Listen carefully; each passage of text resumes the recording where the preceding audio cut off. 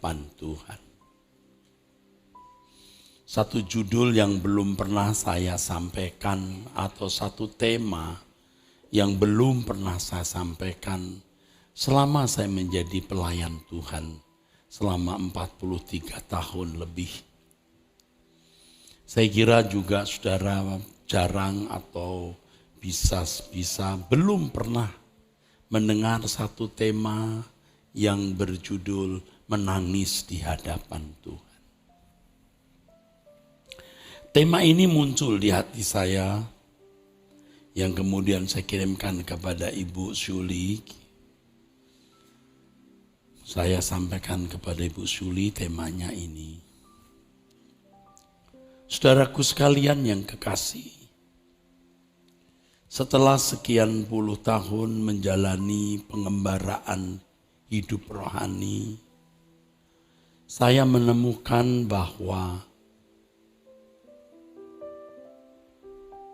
kita masing-masing secara individu harus benar-benar mengalami perjumpaan dengan Tuhan.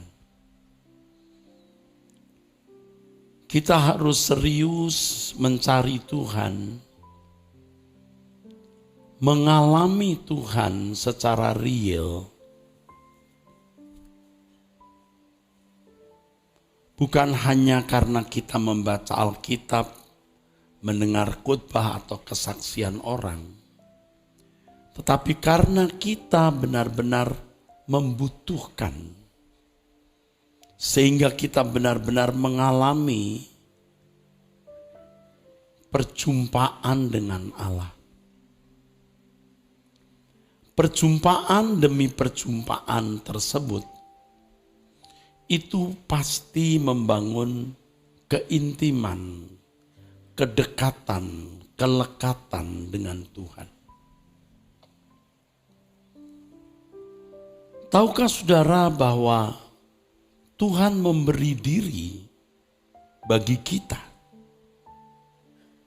Tuhan tidak membatasi dirinya. Seberapa banyak saudara mau Tuhan beri? Seberapa kita mau dekat, seberapa kita mau lekat, Tuhan sediakan. Tetapi masalahnya ada pada kita, saudaraku. Ada pada kita. Tidak banyak orang yang sungguh-sungguh mempersoalkan atau memperkarakan mengenai keberadaan Allah. Kalau dalam beberapa pertemuan saya mengemukakan, saudara, kalau di sekolah teologi atau di sekolah Alkitab, mereka mempersoalkan ilmu tentang Tuhan. Bagaimana bisa memiliki pemahaman secara rasio, secara pikiran di dalam nalar, hal-hal mengenai Tuhan, hal-hal mengenai Allah yang ditulis di Alkitab, merumuskan menjadi ajaran, doktrin, menjadi buku karya ilmiah, dan itu juga bisa mengangkat derajat karena seseorang yang belajar di sekolah tinggi teologi memiliki gelar. Dan gelar pasti memberi nilai di dalam kehidupan di masyarakat gereja. Dari dulu saya ada di tengah-tengah lingkungan ini, saudara, dan saya mengerti sekali ambisi banyak orang untuk meraih gelar. Sebab itu memberi nilai gelar kesarjanaan teologi, karena itu memberi nilai, memberi prestis, mengangkat harga diri, martabat. Tetapi inilah yang terjadi di banyak sekolah tinggi teologi. Tidak bermaksud mau membuli, merendahkan, melecehkan seseorang atau satu lembaga. Mereka puas dengan pengetahuan mengenai Allah, tapi kurang sungguh-sungguh untuk mencari Tuhan dan mengalami perjumpaan dengan Allah. Sebab indeks prestasi atau nilai yang mereka peroleh dari kegiatan akademis, itulah yang akan menentukan kelulusan mereka, keberhasilan mereka meraih gelar kesarjanaan. Tidak dinilai seberapa mahasiswa tersebut mengalami perjumpaan dengan Tuhan. Mengapa saya katakan ini, saudara? Karena begini, saudara. Dari kecil saya tentu Kristen. Saya mengenal lingkungan Kristen di sekitar saya. Karena keluarga kami Kristen, lingkungan saya Kristen. Dan pendeta-pendeta yang berkhotbah di gereja di mana saya melewati masa kanak-kanak saya itu sarjana-sarjana teologi. Kalau bukan sarjana tidak bisa khotbah di situ. Tetapi saya melihat kualitas hidup keluarga saya waktu itu, kualitas hidup orang-orang Kristen di sekitar saya. Yang jika saya lihat dengan lensa mata rohani saya hari ini, betapa jauh dari standar. Dan kemudian saya masuk sekolah tinggi teologi, saya menjadi mahasiswa, saya menjadi dosen, saya menjadi pimpinan. Saya melihat dengan telanjang bagaimana para pengajar-pengajar ini cakap di dalam nalarnya, cakap dalam pikirannya mengenai Allah, tapi tidak mengalami perjumpaan. Jadi bisa dimengerti mengapa jemaat dibawa kepada situasi, atmosfer, kondisi di mana tidak merasa perlu ada perjumpaan dengan Allah. Karena apa yang dilakukan di dalam gereja, di dalam liturgi, mereka merasa itu cukup menjadi media bertemu dengan Tuhan. Liturgi itu sudah menjadi sarana mereka bertemu dengan Tuhan. Saya kira bagi Bapak Ibu yang dari kecil ada di gereja seperti waktu saya kanak-kanak atau remaja, mengerti itu. Pulang dari gereja ya sudah. Hidup seperti manusia lain, seperti orang-orang yang bukan umat pilihan, saudara. Dan ini yang tidak bisa dibantah. Jarang kita melihat pendeta kita menangis.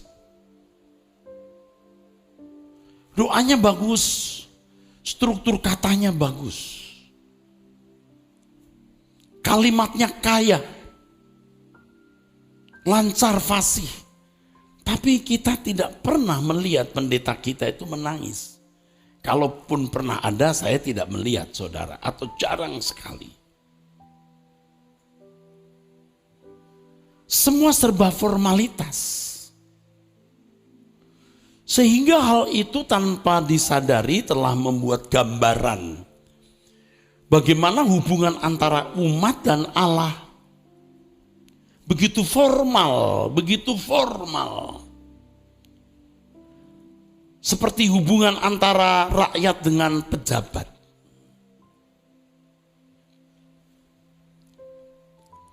Dan biasanya kelompok seperti ini kalau menilai gereja yang menangis, menuduh itu emosional. Dan banyak orang Kristen dibesarkan dalam lingkungan gereja seperti ini. Eropa terutama, saudara. Eropa terutama. Salah satu pendeta kami dulu juga datang dari Belanda, ya. Dari Belanda. Ya. suasana keberagamaan seperti itu kita warisi. Kita maksud saya di lingkungan gereja-gereja semacam itu. Perjumpaan secara rasio, nalar.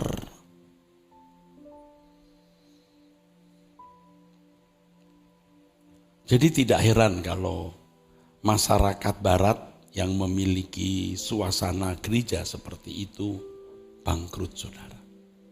Gereja ditinggalkan karena Tuhan dianggap tidak ada. Maka muncul dulu kalimat Tuhan sudah mati. From moments of awe in front of masterpieces to cry laughing with your tour group. Make memories with Get Your Guide. Unforgettable travel experiences.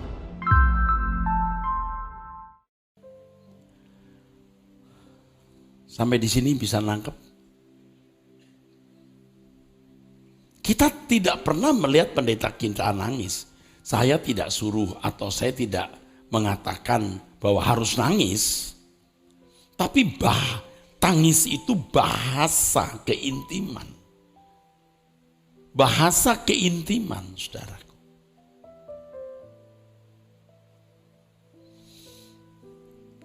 Kalau seseorang ya ditinggal berduka ya, ditinggal orang yang dia cintai, ada tamu salaman.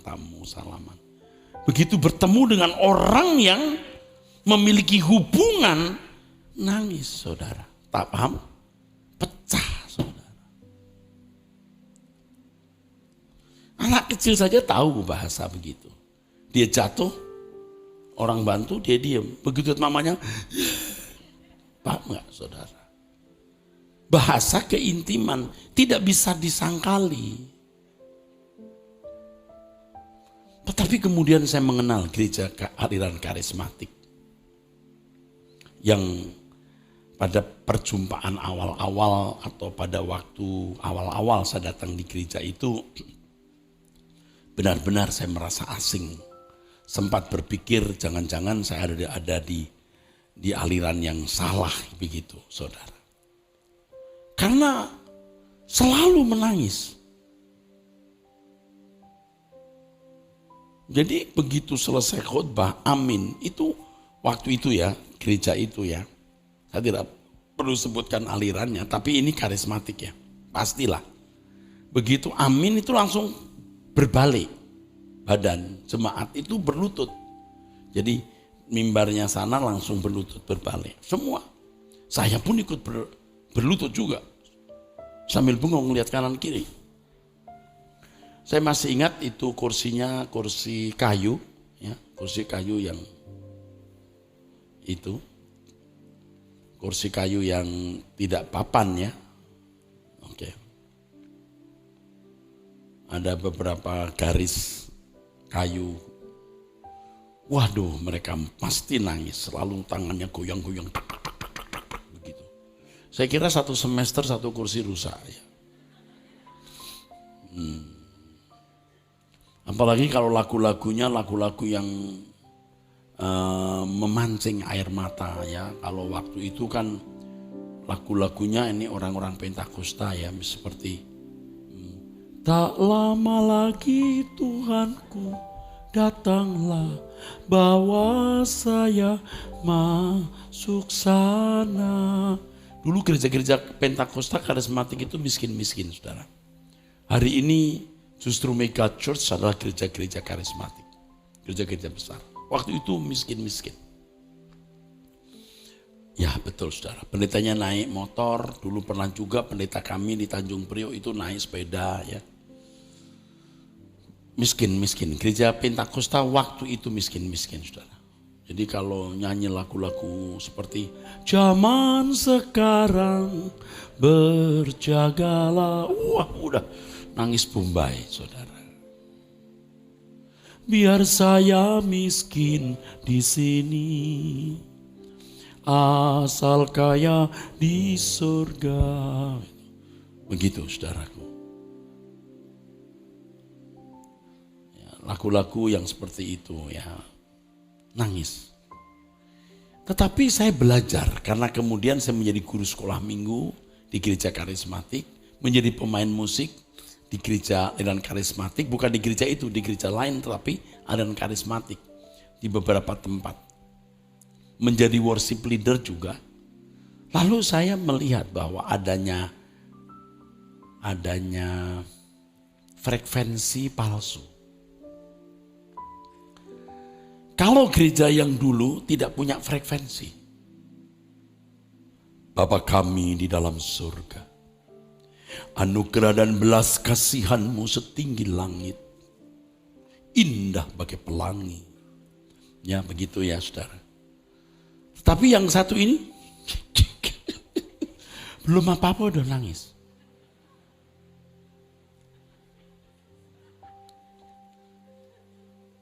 Belum lagi kalau di beberapa aliran ada seperti ini.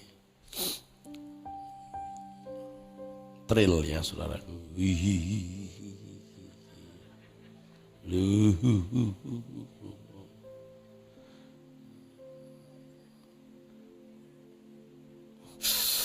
Haleluya. Kayak habis makan cabai ya saudara. Pokoknya kalau doa harus nangis. Itu dia saudara. Makanya cari lagu-lagu yang bisa menyengat hati. Apalagi lagu-lagu yang A minor begitu. Wah langsung cepat nangis. Dan pendetanya juga merasa bangga kalau bisa nangis. Dan kalau pendetanya cakap membuat frekuensi nangis itu, lalu jemaat ikut nangis, itu senang sama-sama memancing air mata sama-sama. Saya menemukan frekuensi palsu. Frekuensi palsu. Dan betapa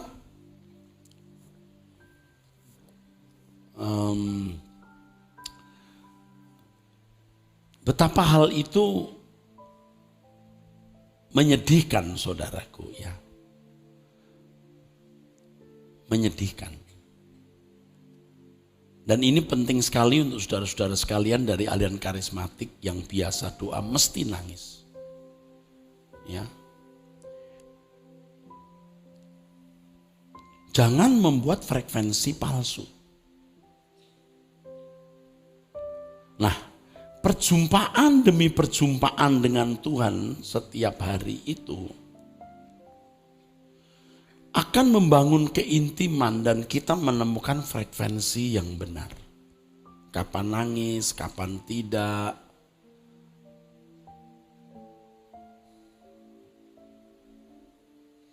Tuhan menikmati ketulusan itu.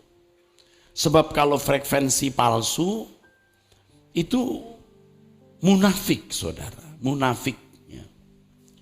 Munafik itu dari hipokrites, artinya orang yang memainkan peranan.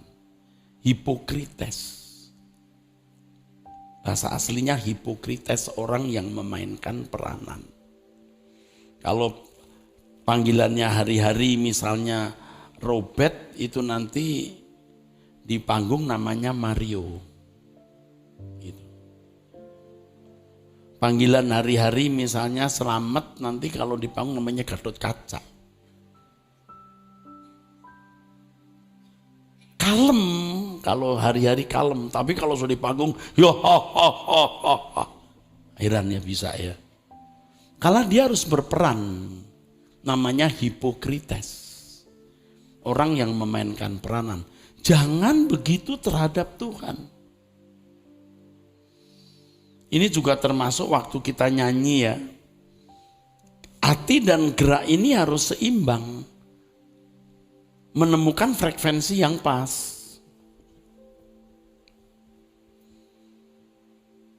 Kalau bersuka di hadapan Tuhan yang pasti kita goyang saudaraku. Nah kita belajar ini penting sekali. Pertemuan ini penting sekali. Jangan jadi orang yang memainkan peranan. Peranan doa. Kita lagi mau berdoa yuk. Berperan sebagai pendoa. Padahal doa itu dialog. Kita harus memiliki perjumpaan dengan Tuhan setiap hari, memiliki dialog dengan Tuhan sehingga kita menemukan bahasa perjumpaan itu yang masing-masing individu pasti khas. Tidak ada yang sama.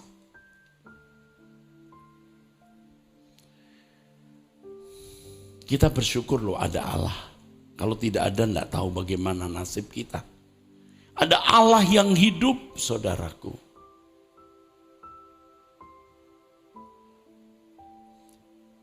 Harus ada perjumpaan demi perjumpaan sampai punya frekuensi yang pas. Waktu nangis mesti nangis, waktu tidak ya tidak. Tidak ada kemunafikan. Ya. Saudara akan menyesal kalau saudara tidak pernah menemukan frekuensi yang pas. Berarti hubunganmu tidak benar. Dan engkau tidak layak bertemu dia. Itu masalahnya.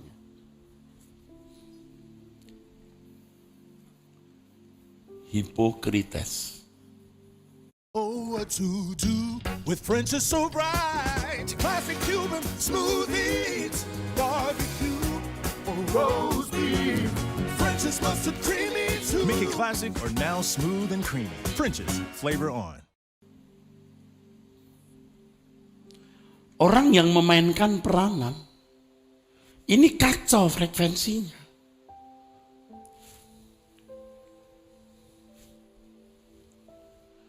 Kacau, saudaraku. Tahukah saudara doa tiap pagi itu membawa saudara kepada frekuensi yang pas untuk masing-masing kita. Saya belum sempurna, tapi kalau Bapak Ibu mengikuti saya sejak dulu, Bapak Ibu bisa melihat perkembangan saya. Perubahan demi perubahan yang saya alami. Jadi presisi saya dalam berdoa pasti lebih baik. Jadi begitu berdoa itu presisi. Ku datang rendahkan diri. Itu langsung dapat presisi. Pendeta WL Singer harus tiap hari. Doa. Jadi menangis di hadapan Tuhan itu jangan saudara pikir ini tema apaan sih. Pasti tidak duga saya akan bicara seperti ini. Karena saya juga tidak duga saya akan bicara seperti ini. Karena Tuhan yang memberikan suara itu nanti aku akan bicara. Oke Tuhan. Orang yang tidak memiliki frekuensi yang pas pasti munafik. Atau sebaliknya orang munafik tidak memiliki frekuensi yang pas. Jika tidak hubungannya pasti salah, tidak tepat. Tidak tepat. Yang satu tidak punya frekuensi, yang satu frekuensinya ngaweco, betul nggak? Ngeri sekali ini saudaraku. Ngeri sekali. Yang satu hormat bagi Allah Bapa, hormat bagi anaknya. Tapi yang satu kesel.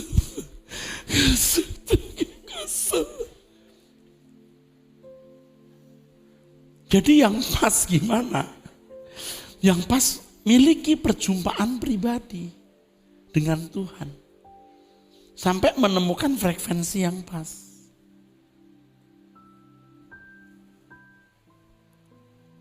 Kemarin tuh waktu nyanyi lagu itu saya sebenarnya diingatkan Tuhan soal ini. Waktu nyanyi lagu ini. Ku labuhkan rinduku di peluk tentu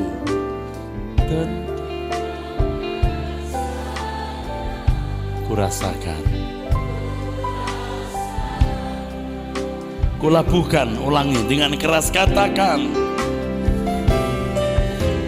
Ku Ku labuhkan rinduku di peluk hatimu.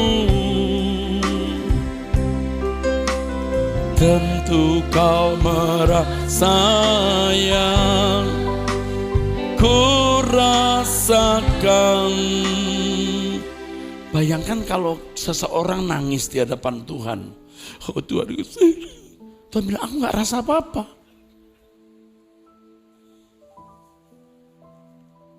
Kamu ngapain?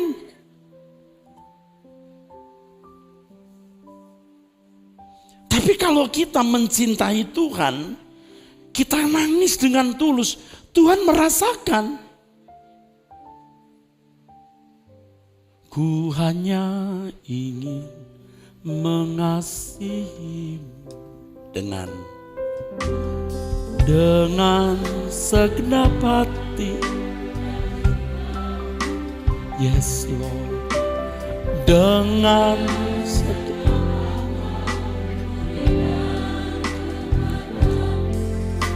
hari ini dan ku hanya ingin menyenangkan Bapa Yahweh. Segala perkara, setiap waktu, Yesus Tuhan. Haleluya. Hamastas Rahomasyais, menyenangkanmu. Tulus sampaikan, oh Lord, menyenangkanmu. Amin. Hamanasyahidus kidusia. Dialah masyaka malam masyaka. Dialah masyaka malam masyaka. Dialah masyaka malam masyaka. Haleluya Lord. Himasyana kala masih. Dia masyaka na berpolotia. Haleluya.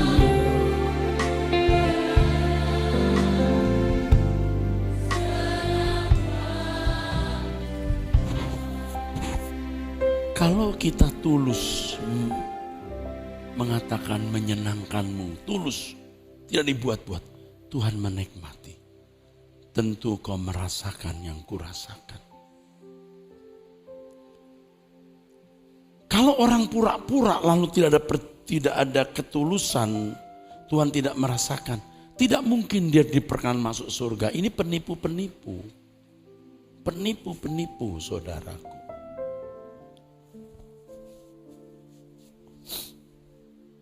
Penipu-penipu.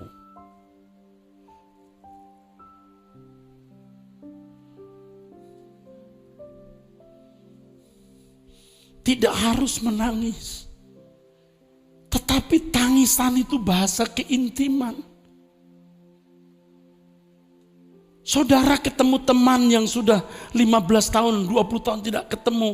Anda bisa menangis. Asal itu teman ada keintiman. Tapi ketemu orang. Without the ones like you working tirelessly to keep things running, everything would suddenly stop. No matter your industry, Grainger's here for you with professional grade supplies. Call, click Grainger.com or just stop by. Grainger, for the ones who get it done. Yang tidak intim, Anda gak ketemu 30-40 tahun juga gak akan nangis.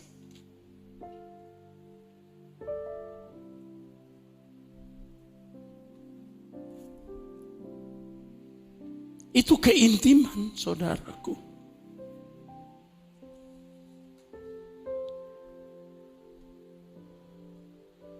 Jadi tidak mungkin tidak ada air mata. Air mata itu bahasa emosi. Emosi tidak kelihatan tapi air mata menunjukkan emosi kita.